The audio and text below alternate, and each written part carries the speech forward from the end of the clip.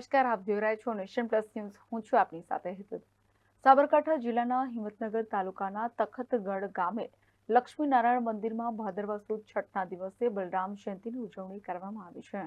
આવનાર સમયમાં ભારતીય કિસાન સંઘ દ્વારા ખેડૂતો પ્રાકૃતિક ખેતી તેમજ અદ્યતન ટેકનોલોજીનો ઉપયોગ કરી આત્મનિર્ભર બનશે.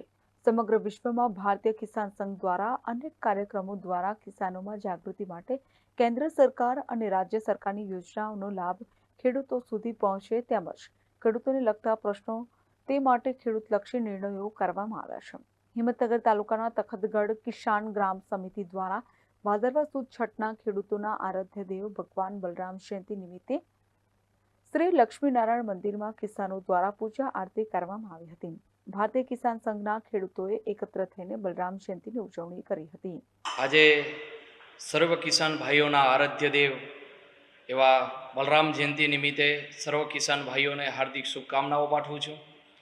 તખતગઢ ભારતીય કિસાન સંઘ સમિતિ દ્વારા ભાદરવા સુદ છઠના રોજ હર હંમેશ કિસાનો ભેગા થઈ બલરામ ભગવાનનું પૂજન આરતી અને આવનાર સમયમાં કિસાનો સૌ સંગઠિત થઈ અને આજે માન્ય ગુજરાત રાજ્ય સરકાર દ્વારા રાજ્યપાલશ્રી દ્વારા જે પ્રાકૃતિક ખેતી તરફ સૌ આગળ વધે અને એ નીમ સાથે આજે સૌ તખતગઢના ખેડૂત મિત્રોએ સંકલ્પ સાથે અમે એક નિર્ણય કર્યો છે કે આગામી સમયમાં અત્યારે ધીમે ધીમે ખેડૂતો પ્રાકૃતિક ખેતી તરફ આગળ વધી રહ્યા છે એને અમે આ ભાદરવા સુદ છઠ નિમિત્તે બલરામ જયંતિ નિમિત્તે અમે સૌ ખેડૂત મિત્રો આ સંકલ્પને પૂર્ણ કરવા તરફ આગળ વધીશું અને નવી સમિતિ સાથે નવા ઉત્સાહ સાથે સંગઠનમાં જોડાવી અને આવનાર સમયમાં કિસાનોના જે પણ પ્રશ્નો હશે સાથે મળી રાજ્ય સરકાર અને કેન્દ્ર સરકાર સાથે મળીને કિસાનોનો